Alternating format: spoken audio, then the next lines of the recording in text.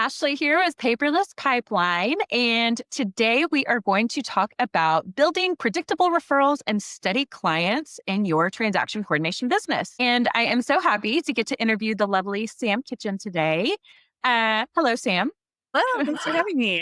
Yeah, absolutely. So before we get started, do you want to share just a little bit more about yourself and kind of how you got started in this industry? Sure. Yeah. I am Sam Kitchen. I have been in the real estate world since I graduated college just a minute ago. Uh, Yesterday. since I graduated college about 10 years ago. So yeah, I got started in title and escrow because of typing skills. Actually, my first job out of college was a temp job at a title company that had nothing to do with anything I learned in college. It was simply my typing skills in the title world. And then it sort of grew from there. Landed random jobs in different sales, learned that I'm actually not great at sales and don't enjoy it. So there's that. And then helped other people manage a lot of their own businesses before realizing that I was ready to manage my own and make my own decisions about it. So I opened Elite Transaction Management about 3 years ago now. And then I've had my business partner, Beverly, for about a year. Cool. How interesting. I didn't realize that you had a title background. Yeah. Yeah. So you learned like really detailed side of it, kind of everything that can go wrong before you Yeah. jumped into the sales side of it. How interesting. Yeah. How did that happen? Like how did you transition from title over into transaction coordination? That was actually a pretty natural transition. Within title, I think I was at my title company for maybe only about a year before I was offered a job at John L. Scott, actually, as one of their front desk sort of transaction coordinators within their office. It was a smaller office in Paulsbo, Washington. And I was 23 and didn't know the difference between an inspection and appraisal. And Yeah. they taught me the ropes. How nice. Yeah, that was the gist of getting started in transactions. Yeah. So originally, did you just work with agents within that office? Yeah, so it was originally just within that office. They brought me on specifically to help grow a social media. So I think they were looking for a young person to kind of help develop not just the transactions, but help agents do these sort of add-on services to grow their social medias. I think maybe it was a lot to put on a 23-year-old that didn't have business management experience because they didn't have a lot of guidance as to like packages I could build. But it was my first experience building um, like customizable packages. And so that was kind of an interesting experience of figuring out setting my boundaries, right? Yeah. At 23 and figuring out what was valuable to realtors. Huh? So it was a neat experience. How interesting. Yeah. Do you still do social media for real No, estate I agents? don't like No. it. No, no, I think that was it. Like it was sort of pulling teeth to get and I'm sure every marketer experiences this, that it's pulling teeth to get content from people who hire social media managers. Mhm. Unless you're operating at a super high level within social media already, and then you hire a manager. I think there's that reason to hire a social media manager. And then like people just don't want to do it, but know they need to. And Right. I think that was a lot of the realtors within the office I was working in. And the office I was working in was great. They had great camaraderie, but they'd been doing it a long time. Social media was still a new thing for realtors. And so the technology was just painful. Taking pictures and videos and all of that was really painful. So again, just building packages, figuring out what made sense for these realtors and what they really wanted and how I could help them. I think at 23, I wasn't really asking myself the right questions. It was just about like getting them to post something and not Mhm. about how can I help them sell properties or put themselves out there to build a foundational element for their real estate business. Gotcha. Yeah. Okay. Yeah. So when did you make that shift from, working in the office for social media, kind of figuring things out into, hey, you know what? I'm actually better at this transaction coordination side of things. Well, I guess I left that job and actually managed a day spa and salon for a while. And so like that was a jump to business management that I didn't really Hmm. have the opportunity to do at that current job. So from the business management job, that was okay. The salon industry is pretty cutthroat. I don't know if I love being at the salon as a consumer, Yeah. but it's just an intense industry. Um, from a working standpoint. And so it just really wasn't my environment. From there, I actually did door-to-door sales for about 8 months. So kind of Yeah. strange. Figuring out a lot of the sales tactics, I think, was a really valuable tool. Also going broke, really valuable life lesson. It's a motivator. I'm very fortunate to have super supportive parents that I was able to move back home for a few months and figure it out. And then I finally got my job in North Idaho, where I'm at now. And I manage a team of realtors and real estate investors for about 5 years. I really, really loved that job. But making the leap to kind of running my own thing and doing the transaction coordination catapulted from that job. I was using all of the skills that I'd learned in sales and marketing and transaction coordination at that job. I'd help my boss at that job start, I don't know how many businesses. So I knew how to do it. I think that there's a lot of people who thrive in transaction coordination that maybe um, aren't entrepreneurial spirited. And I say that with love because I'm Yeah. also that person. I'm not necessarily entrepreneurial spirited, but I'd done it enough that I had the confidence to kind of take that leap and start elite transaction management and doing it myself. So, yeah, I don't know if that answers your question. Well, it does. And it's so interesting. I mean, you've really kind of learned the industry from every different angle, and it kind of all culminated into this perfect little Yeah. situation that you've got yourself in here now. So that's fantastic.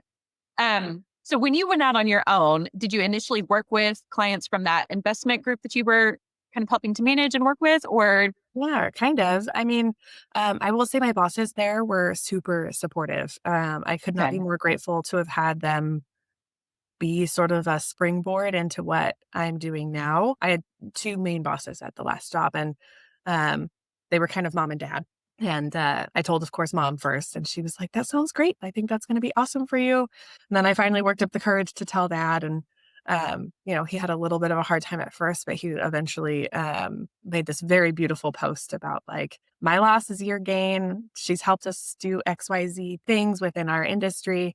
And of course, having worked, it was at a Keller Williams office in Coeur d'Alene, Idaho. And, I was in that office. All the realtors there were already very familiar with me, with that team, everything I've done with that team over the last 5 years with them. So I worked with the team for a little while, but so when I was working there, they had a transaction coordinator. My role was actually as an operations manager, not a transaction coordinator. So they had a TC. And so they pretty quickly just continued working with her. But because of my boss's post and just because of the reputation that I built with the team and my being at that office, a lot of the agents pretty quickly just walked into my office. I got an office 3 doors down essentially from the office I was working at. And so people just sort of came into my office and were like, what does this look like? I want help. And so that was, again, really fortunate to have that as a springboard. How cool. Yeah. Yeah. What a neat setup there. What a neat story too. So, when you started then, did you have like a handful of agents that you worked with? Was there primarily just one, or did, your Yeah. previous boss kind of springboard you into a whole I new think business my right away? my previous boss was very kind and kept me afloat naturally, but I was drawing boundaries that I hadn't drawn as a transaction coordinator managing a team. Because I think that's a really different distinction that, excuse me, realtors, assistants, transaction coordinators, they need to understand that an independent transaction coordinator takes on a different set of liabilities and legal responsibilities than a personal assistant or someone who's running a team. And so there were boundaries that I had to draw that didn't really work for their team dynamic for very long, which is fine. It doesn't work for a lot of people. I think a lot of realtors need personal assistants. They don't necessarily need an independent transaction coordinator. They need someone to sit down and like do a lot more of the personal pieces. And I'm still learning to draw those boundaries. Yeah. But yeah, I think the transition happened relatively quickly that I found a couple really solid agents that did a good book of business. I would say there was probably about 3 or 4 after the team, stopped. It was probably only a few months of the team really working with me still. And then I had a solid team of about 3 to 5 agents that did a good book of business. Yeah. Very cool. And what do you think it was that made them trust you early on? Was it that vote of confidence from your previous boss, or just them seeing you working and knowing that you're And show up. capable and that you know what you're doing? Yeah. Yeah, I think that they could see me in an office every day was really helpful. I think that getting started as a transaction coordinator without any name in the industry, without having your face next to a bunch of realtors would be really challenging. And so I had a really, I'm a licensed agent too. So I don't practice sales, but I'm licensed. And so I was licensed under Keller Williams at the time. And so having that office space there and they could see that I'm showing up every day from 8 to 5 and, my office was right at the top of the stairs. So people could see the light on, they could see that I'm in there working. I think that just spoke consistency and work ethic as a whole. Sure. So, what do you think most new TCs misunderstand about getting those first few kind of steady clients? I don't actually communicate a lot with a ton of other TCs. I did have a small group of coaching that I was in with, but I was the baby. They had established their community and their companies already throughout the United States. So it's hard to speak to it. I will say when people reach out to me for a job, because there's a lot of people that reach out about transaction coordination as a career because of its remote capabilities. I think that that's appealing and it's tangible, right? There's a lot of remote jobs that are like weird online sales and stuff Yeah. that doesn't quite make Is sense. this But real? I think that's the big appeal of this, right? Is that it can be remote. Maybe you can stay home with the kids a little bit, depending on how big your business is. And I don't think that that's impossible to do, but I do think it speaks volumes if you can be in a space with other realtors. So Mhm. I don't know if that's a misunderstanding, but maybe just a general tip as people research this career as a whole. There are really cool remote capabilities. It was probably only 3 or 4 months after I started my business that I got pregnant, and I was very much excited about the idea that I could stay home and work. And I didn't necessarily have and it worked for a time, but there did come a breaking point within my business that I had to decide, was I going to start capping the people that I took on in order to be a mom and therefore capping my income capabilities and my business growth? Or was I going to find a way? My daughter was about 6 months old when I was like, okay, here's the breaking point. We're going to figure this. We have to make some decisions. And that's when my business partner actually reached out and made it make sense to continue growing. But yeah, I think a lot of people get into this for its remote capabilities. And I don't think that's the right reason to get into it. Yeah. Maybe if that answers your question. I know. I think that's interesting. And I love to hear that perspective too, because you're right. It seems like a very ideal, easy work from home job, but there's a lot of work that goes into it. And it's pretty demanding, mentally demanding.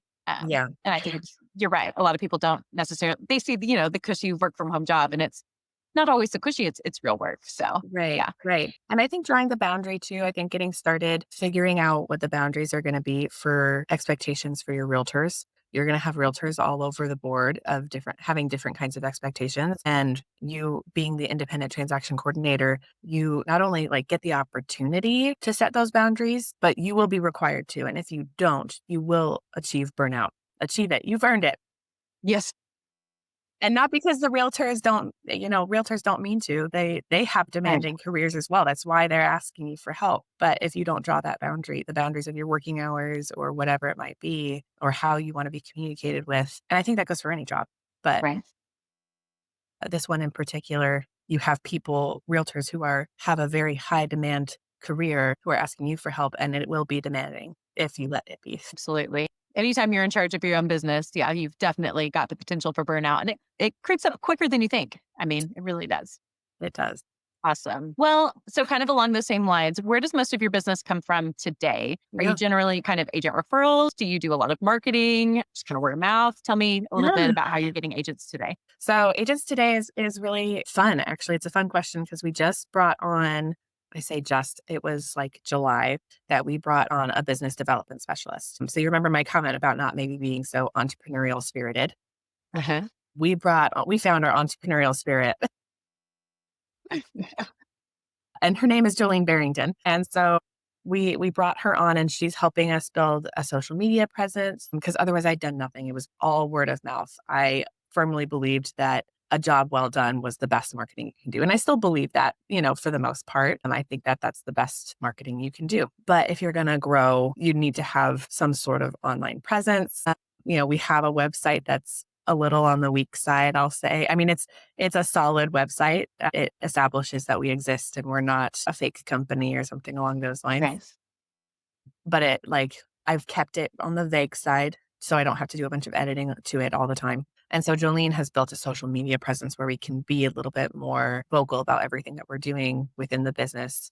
And she's coming up with all of these ideas. Like she recently just partnered with CE Shop. And so we're going to start offering discounts to our realtors for it to earn their continuing education um, online. So that's kind of cool. She's just constantly kind of doing those things, offering like she's doing a ton of work to set up an internship opportunity because that's something near and dear to me is teaching people about real estate and every opportunity that real estate offers, whether it's as a realtor or an investor or a transaction coordinator. I think that real estate actually has a realm for anybody and any personality. So Yeah. I think she's been really solid also in helping us develop what we like to call a Mount Everest is our like, who are we actually looking to serve? What kind of realtor are we looking to serve? When does it make sense for a realtor to hire a transaction coordinator? Because I think anybody could use a transaction coordinator, but when does it really make sense from a business standpoint to hire a transaction coordinator? And so just a lot of those things that I had my head down here doing the job and she was like, okay, let's strategize the growth a little bit. So she is, I would say she's still constantly developing our online presence. Word of mouth is still by far our greatest ally. Okay. We're in an office where I'm actually licensed now at EXP Realty.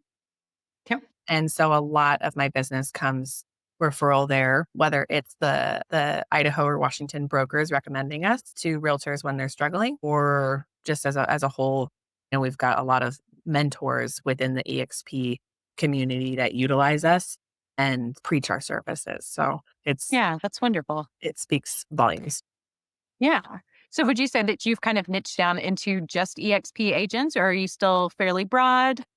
We still are open to other realtors, but I know that myself and Jolene are both licensed realtors within EXP in Washington and Idaho, Washington, Idaho, and Arizona. Oh, And it's different in every state, your transaction laws and rules, right? Washington, they don't really want you to be licensed as a transaction coordinator, right? Idaho is a little bit of the Wild West, but there is rumors of them. There are rumors that eventually, if you're going to hire a licensed transaction coordinator, it needs to be within your brokerage, which makes sense. In Arizona, you are supposed to be licensed and it has to be within your brokerage and you actually have to have your broker's permission in order to work with other realtors. So like this expansion is expanding in different states and playing by the rules of different states is really interesting. So we have focused a lot on EXP and developed products that are specific to EXP realtors. Again, open to other brokerages. Certainly haven't closed the door on that. And but I know that that's something that could come that we might have to shut the doors to other brokerages but we're ready for that if that's what happens. yeah. Yeah. It's very interesting. So would you recommend that new TCs do kind of find one brokerage and try to stick with it, kind of stay in that lane? Or are there certain agent types or any kind of any way to sort of narrow down that business to find that ideal client that you think could be helpful? It's an interesting question.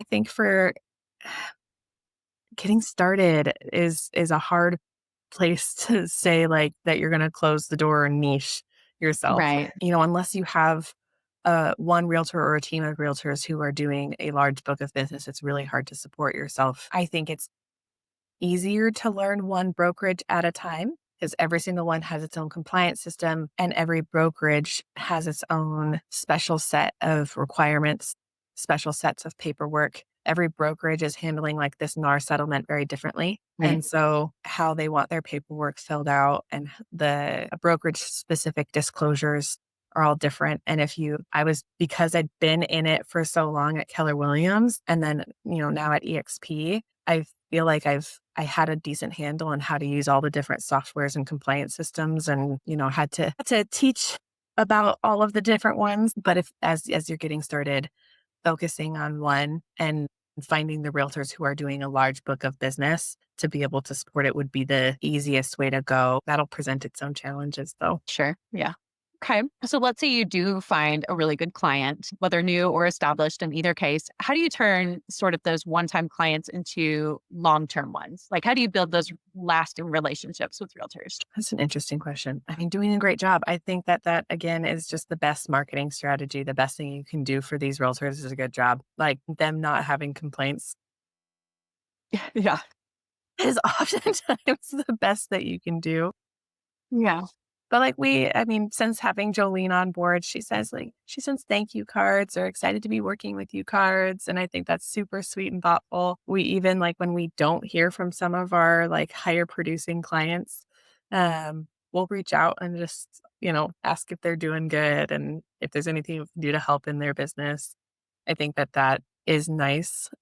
Overall, though, I think offering ways that we can customize their checklists, I think that speaks volumes that we've now built a system catered to that realtor, right? Yeah. So every single one of our realtors, when we onboard them, we go over our standards, but then we also go over some of the customization options and allow them to ask, um, what customizations do you want? What things can we do within your business that are going to help you grow? So, a common one that I bring up is, do you have a place that you want your reviews to funnel? And is there a way that at the end of your transaction, we can send a follow up email to your client with your special link that asks for a review? If you don't want that and you want that to be a personal touch, that's entirely up to them. But that's just one of the customization features we offer. Do you have, I know a consumer choice in our area has been a really big deal. So we're building out email templates that talk about that disclosure and the multiple options of home inspectors, home warranties, and those sorts of things that the realtors might want. And so each realtor can have the opportunity to have their own special email template with their own recommended vendors to their clients. So I think the more that you can cater to their business, the more that it's going to be really exciting for them to use you, number one, but also really painful for them to change to something else, right? Right.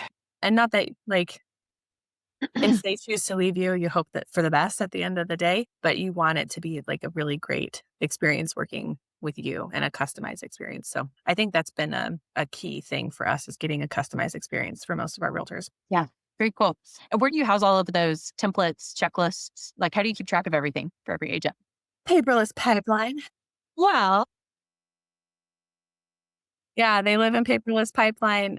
So all of uh, those many, many pages of checklists are housed within paperless pipeline. yeah. Just a side question because I'm curious. How many checklists do you think you've got in there right now? I'm generally 10, curious. 20, 100, 1200?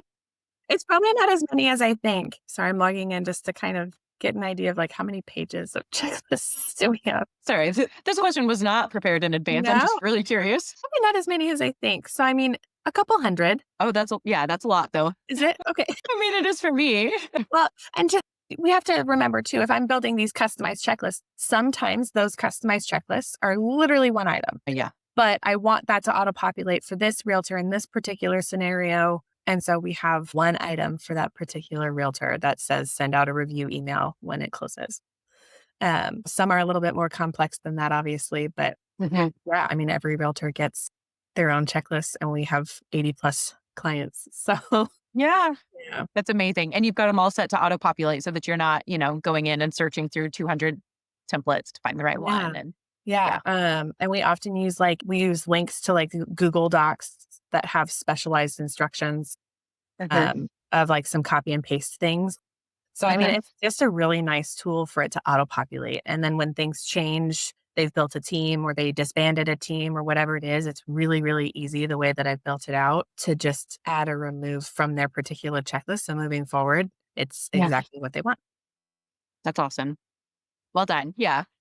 I love that. Thanks, Paperless Pipeline. Thanks for the shout out. Okay. So circling all the way back around again, you said you really work on customization for your agents. You work on staying top of mind, kind of touching base, emails, check-ins, that kind of thing. I know people are going to be wondering, you mentioned your business development specialist that you brought on. Yeah. What does she do? What would you say your main channels of social media are? And are you mainly Instagram? Do you do YouTube, Facebook, a little bit of everything, TikTok? I mean, where Yeah. are you really reaching out? TikTok makes me feel very old. Mostly, I would say, so she has focused a lot on Facebook at the moment. Because I think that's when we've got a LinkedIn, and I know she's kind of building a following on LinkedIn, but the big focus has been numbers on Facebook. I know she's starting to post more on Instagram, but yeah, I would say Facebook is probably the main hub. And I don't know, maybe this is just a plus 30 person talking, but um, I just feel like when it comes to businesses, I'm not looking on Instagram for reliable business. I would trust Facebook businesses though and LinkedIn businesses. So those have been the main focus. The Instagram posts are mostly fun, I think, and building a little bit more of the personality of who we are. But Facebook has been the focus. Interesting. Do you do mostly organic? Do you do any kind of paid ads or a mix? I know that she's done some paid ads. I don't know how much it's panned out because when you do the paid ads on Facebook, I don't know if you guys have done a lot. You end up getting a ton of bots and people messaging that are not necessarily real people or whatever it is. So I know she's focused a ton on timing, that she's looking at a lot of the metrics of, does a reel do better? Does a live video work better? That we've got our standard posts. When do the posts get the most interaction? What days and times? So she's really playing with a lot of those metrics. And she finds it really exciting. I love when she reports on it because she just glows. One. So nice to have somebody who loves that kind of thing, right? It really is. Like I said, I'm not necessarily the entrepreneurial spirited, and so having her has been an injection of joy in the business. It's been fun. Yeah. Well, very good. Yeah. Yeah, that's awesome. So is it just you and your business partner and her, or do you have a Mhm. team of TCs that you work with as well, or do you guys? No, it's me and my business partner. So my business partner does all of the pending contracts. So she actually has 30 plus years of escrow Oh, experience. wow. And so she brought a lot of really cool experience as well as people to the table, right? Like she'd been an escrow closer, a very reliable escrow closer um, in our community. So when she joined ETM, it was a big deal for me. I think it was a big transition for her because she'd only done escrow for that long. Right? Yeah. And so she brought her really wonderful reputation, um, as well as an awesome experience, right? So she got to, I had a year's worth of title experience, but there was a lot of other things behind the scenes that we updated a lot of our checklists. A lot of our standard operating procedures were updated based on her experience. And then, like I said, we brought Jolene on.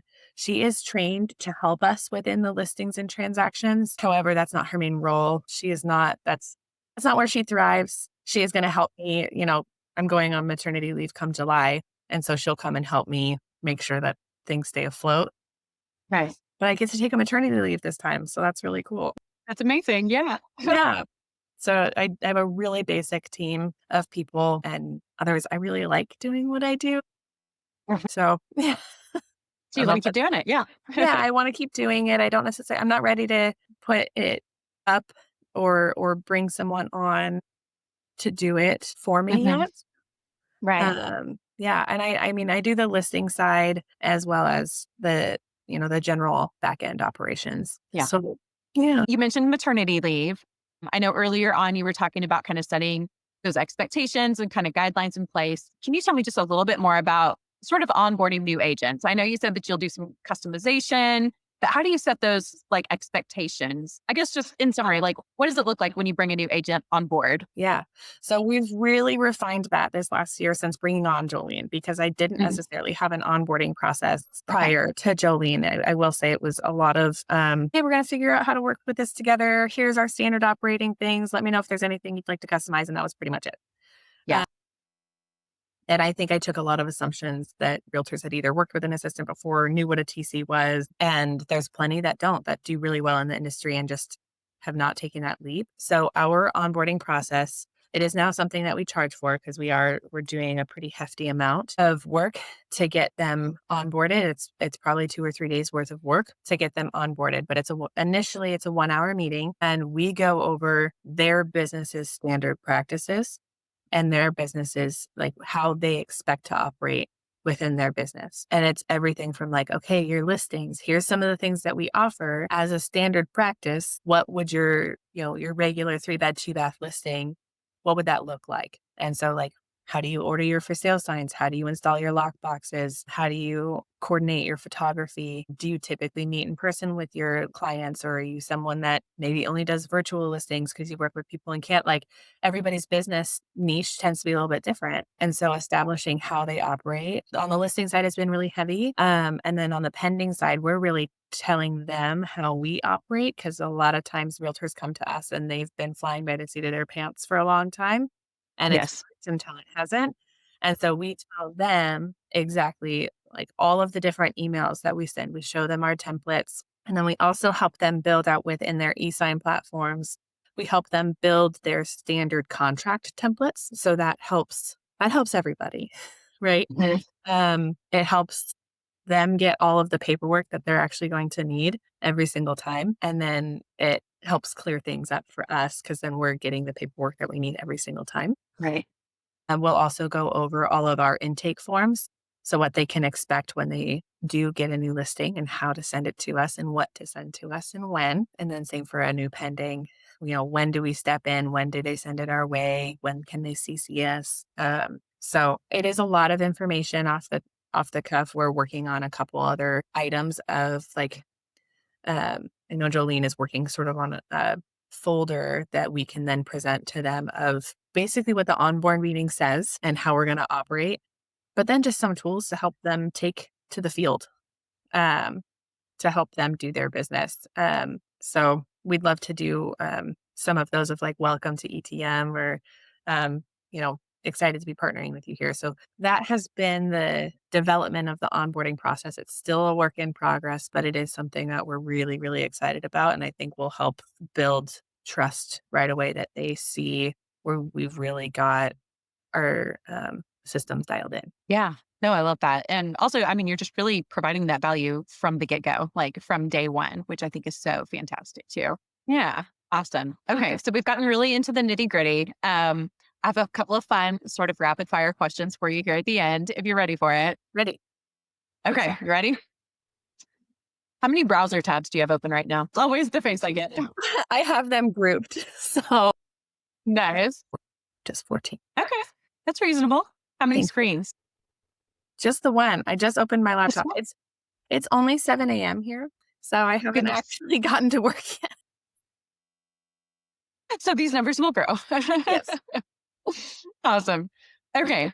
What is one thing agents do that makes your world so much easier? I have a lot of great realtors that do a lot of really great things. We love it when they send over all of the paperwork. Mhm. We don't have to go find it. Yes. So that's our favorite. Thanking us. I think that just speaks Yeah. volumes, when they express gratitude for how we help their business. Mhm. That's the best payment, really, at the end of the day. Yeah. Yeah. Little positivity goes a long way. Yeah. Yeah. Okay. What's your favorite highlighter color? This is a better question for Beverly, my business partner, because she has all of them and I don't really use them very often. I think I'd probably pick up orange over any color if I'm going to highlight something. Hey, I like that. Yeah. Okay. And last one, what is your go-to email sign off? What do I say? I feel like I'd have to type it. I feel like the one that I type out the most is please confirm receipt and let us know if you have any questions. Perfect. I love it. Yeah. That's hilarious. Okay. Well, Sam, I appreciate you. This has Uh, been so fun and so insightful to get kind of a behind the curtain view of your business and how you've grown. You've really created something pretty spectacular. yeah. Thanks for making it possible with Paperless Pipeline. Thanks for the shout out again. Love it. All Um, right. I love it. Yeah. Any other parting words before we go? No, thank you so much for having me. This was great. Of course. I'm happy to do it. Thanks again. Thank you.